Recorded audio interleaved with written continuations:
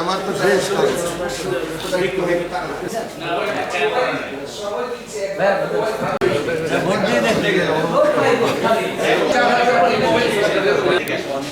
আজকে যে মিউজিয়াম ফাউন্ডেশনের ইলেকশন হতে যাচ্ছে, যাই হোক ওরাও আমাদের সঙ্গীতের অন্যান্য অঙ্গনের চাইতে অনেক বেশি অ্যাক্টিভ ছিল একটা সময়, সেখানে একটা ব্রেক গেল। সব দিকে যেমন একটা উৎসব ভাব, যেমন কবিরা সংগঠিত হয়েছে, তারপর সঙ্গীত পরিচালকরা সুরকাররা সংগঠিত হয়েছে, শিল্পীরা আবার নতুন করে সংগঠিত হয়ে সবাই মিলে আবার একটা ঐক্য ফাউন্ডেশন হচ্ছে। স্বাভাবিকভাবে মিউজিকের একজন কী বলবো যে মানুষ হিসাবে এই জিনিসটা আমি অনেক দিন থেকেই মানে হয় না অপেক্ষা করছিলাম যে আমাদের পরিবারের প্রত্যেকটা প্রতিনিধি বা প্রত্যেকটা অংশ সজাগ হবে, তারা সচেতন হবে তাদের নিজস্ব দাবি দেওয়ার বিষয়ে, তাদের প্রাপ্তির বিষয়ে, তাদের সম্মানের বিষয়ে। তো এটা আজকে আমার কাছে এতই ভালো লাগছে যে তারা এত বেশি সংগঠিত। যেভাবে আমি বাইরে দেখলাম প্রত্যেকটা মিউজিশিয়ান, সঙ্গীতের বিভিন্ন অঙ্গনের মানুষগুলো তাদেরকে সহযোগিতা করছে। বাংলাদেশে তো অসাধারণ মিউজিশিয়ান আছে, তারা সবাই নেতৃত্ব দেওয়ার জন্য আসছে। এটাই সবথেকে বড় লক্ষণীয় বিষয় হচ্ছে যে সবাই চায় শিল্পীদের স্বার্থে শিল্পী। আমি চন্দন দত্ত, আমি যন্ত্রশিল্পী, তবলাবাদক একজন।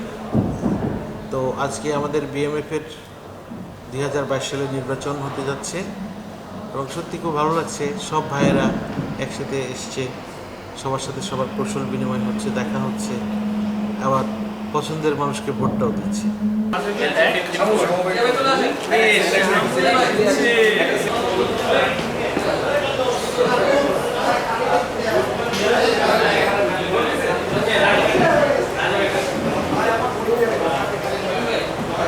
আমি বাসিবাদক, আর বাংলাদেশ মিউজিশিয়ান ফাউন্ডেশন বিএমএফের প্রতিষ্ঠাতা সভাপতি।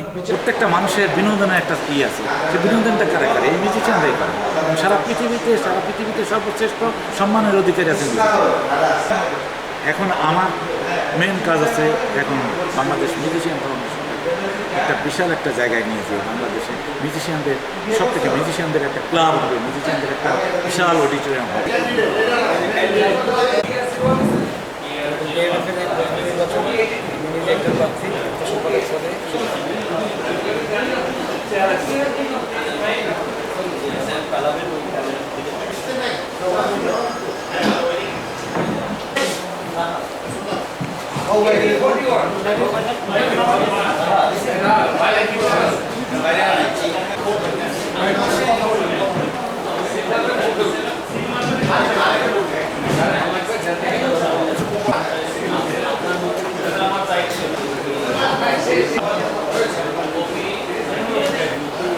কালি কিন্তু বেশি আছে।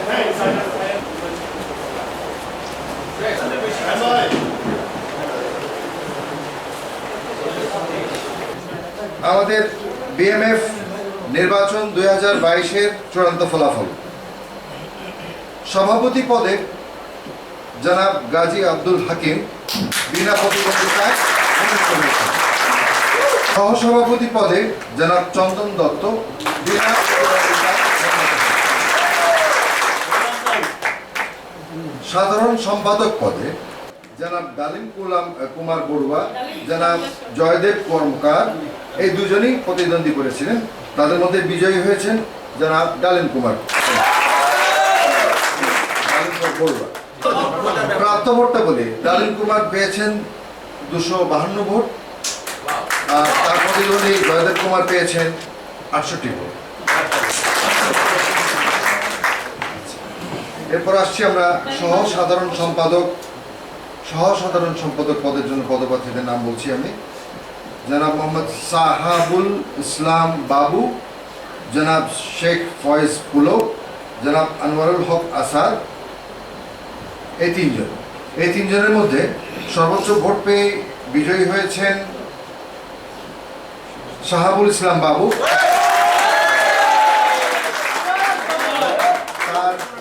তার নিকটতম প্রতিদ্বন্দ্বী হচ্ছেন 109 ভোটে শেখ ফয়েজ পুলক। আর আনোয়ারুল হক আসাদ পেয়েছেন 33 ভোট। এরপরে সাংগঠনিক সম্পাদক হিসাবে প্রতিদ্বন্দ্বী ছিলেন দুজন, জনাব আজমির বাবু ও জনাব মোহাম্মদ রাজিবুল হোসেন সোহেল। এনাদের মধ্যে বিজয়ী হয়েছেন জনাব আজমির বাবু 220 ভোট পেয়ে, আর তার প্রতিদ্বন্দ্বী জনাব রাজিবুল হোসেন সোহেল পেয়েছেন 110 ভোট। অর্থ সম্পাদক পদে 4 জন প্রতিদ্বন্দ্বী ছিলেন, জনাব সুশান্ত কুমার ঘোষ রতন, জনাব মোহাম্মদ টিপু মজুমদার, জনাব মোহাম্মদ শহীদুজ্জামান সাজু ও জনাব মোহাম্মদ জাহিদুর রহমান। এখানে বিজয়ীদের মধ্যে বিজয়ী হচ্ছেন জনাব সুশান্ত কুমার ঘোষ রতন, 191 ভোট পেয়ে উনি জয়ী হয়েছেন। তার নিকটতম প্রতিদ্বন্দ্বী জনাব মোহাম্মদ টিপু মজুমদার 81 ভোট, জনাব শহীদুজ্জামান সাজু 29 ভোট, জনাব জাহিদুর রহমান 29 ভোট। এরপরে ছিল দপ্তর সম্পাদক পদ। দপ্তর সম্পাদক পদে জনাব কয়জন ছিলেন? 4 জন। জনাব মোহাম্মদ মাহবুবুল আলম সোহেল, জনাব আব্দুল জব্বার মোল্লা কোয়েল, জনাব আশিস কুমার দাস এবং জনাব রবিউল হাসান পাটোয়ারি।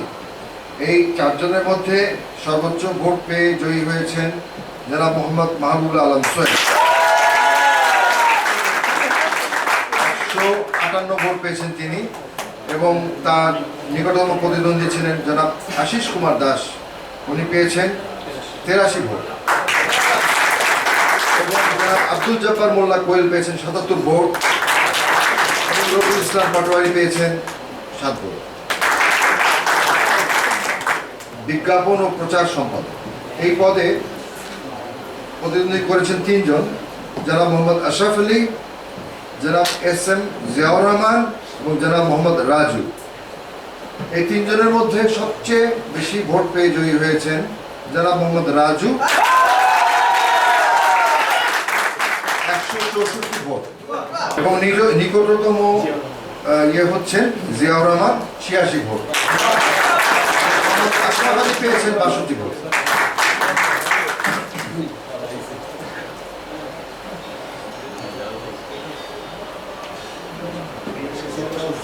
আচ্ছা, ক্রীড়া শিক্ষা ও সংস্কৃতি বিষয়ক সম্পাদক এই পদে 3 জন প্রতিদ্বন্দ্বী করেছেন, জনাব ফারুকি আজম পলাশ, জনাব সজল কুমার সাহা, জনাব জাহাঙ্গীর আলম কাকন। এই 3 জনের মধ্যে সর্বোচ্চ ভোট পেয়ে জয়ী হয়েছেন জনাব ফারুকি আজম পলাশ,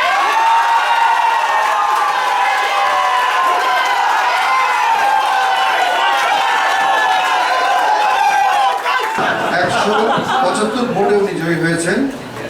আর তার নিকটস্থ প্রতিদ্বন্দ্বী ছিলেন জনাব সজল কুমার সাহা, উনি 156 ভোট পেয়েছেন। জাহাঙ্গীর আলম কাকু পেয়েছেন 5 ভোট। এখন তথ্য ও প্রযুক্তি সম্পাদক 3 জনের মধ্যে সর্বোচ্চ ভোট পেয়ে জয়ী হয়েছেন জনাব অভিজিৎ চক্রবর্তী, 227 ভোট পেয়েছেন উনি, এবং জনাব আনিসুল্লাহ খান পেয়েছেন 76 ভোট, সুনীল দত্ত পেয়েছেন 24 ভোট। সমাজ কল্যাণ সম্পাদক এই পদে যে 3 জন প্রতিদ্বন্দ্বিতা করেছেন তাদের মধ্যে বিজয়ী হয়েছেন, আমার মনে হয় একটা পদেই খুব হাড্ডাহাড্ডি লড়াই হয়েছে।